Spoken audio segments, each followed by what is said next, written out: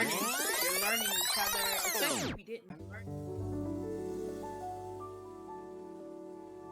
Man, but I want to go back to something else you said too, because in regret and debt, sometimes we missed out on people, places, and things because of whatever somebody else is saying and things of that sort. And I want to, because you shared about, you and your husband and how you guys met, and then how swiftly it moved and things of that sort. And some people are like, oh no, that's too fast and things of that sort. Oh, that was a lot of people. How did you deal with those that were not in alignment with what you were doing? And then I almost want to know too, how many of them are still around that you're 8 years in and still flourishing and still. Well, since we want to just talk about everything. So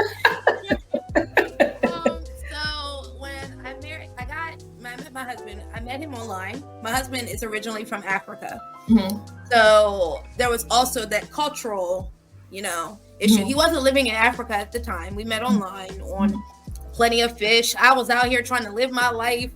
I mean, I'm just trying to, do me. Yes. I had a 1-year-old, but I was like, I don't have to settle with being a single mom. I can still enjoy life and have my freedom. Yes.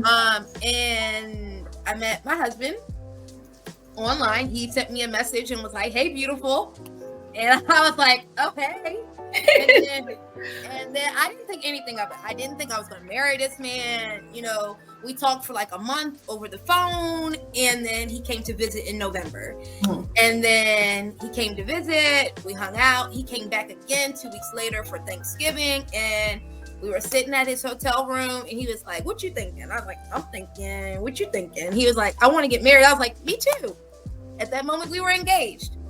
And I was so excited about it, not thinking about how anybody else would feel about this, not thinking about that this man is 20 years older than me, not thinking that he's a foreigner, not thinking that he's almost the same age as my parents. He's actually older than my biological mother by a month. And I'm like, so I go tell him, I'm like, "We're going to get married." And my dad is like, "You're going to do what?" And I was like, yeah, we're going to get married. And he like lost it because I'm his baby. Like I'm his youngest child, and I tell him I'm going to marry a stranger essentially. When I go back and I look at it, I'm like, okay, I see why people were saying X, Y, Z. And we kept putting it off, and people were like, "No, don't do it. Don't do it. You don't know him. He's going to do this to you. He's going to rob you. He's going to take your money." I was like, first of all, I'm a teacher. I've only been teaching 2 years, and I live with my parents. I done moved back home because I done had this baby, and I want to go to school. And all I got is a Ford Fusion. What's he gonna steal from me? You gonna take my car? So we just kept chugging along and learning each other. And it got to the point where people were like, "No, I don't want you to do it. No. And we kept pushing it back. And then one day I was like, "You know what? We're never going to make anybody else happy.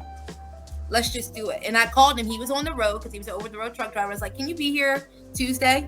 And he was like, "Yeah." He was like, "Why?" I was like, "Let's just go get married." We'd already gotten our marriage license and stuff. And he showed up with anything. But before you can build a relationship with anybody, you first have to build a relationship with yourself and with God first.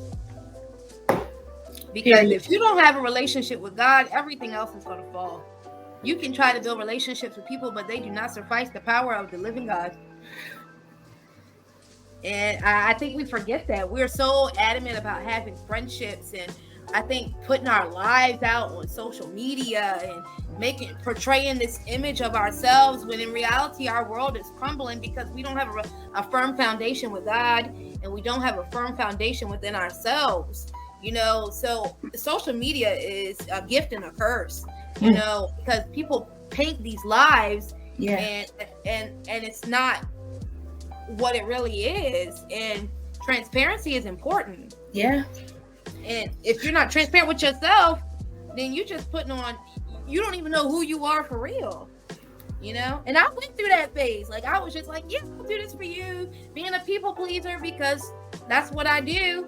And I had to go, "No, girl, sit back, take care of you, find your place in God again." Now, am I ministering in the pulpit? No, but my job I consider a ministry. Yeah. I get to touch people every single day. Yeah. So, do I believe that the Lord might have me back in that arena? I don't know.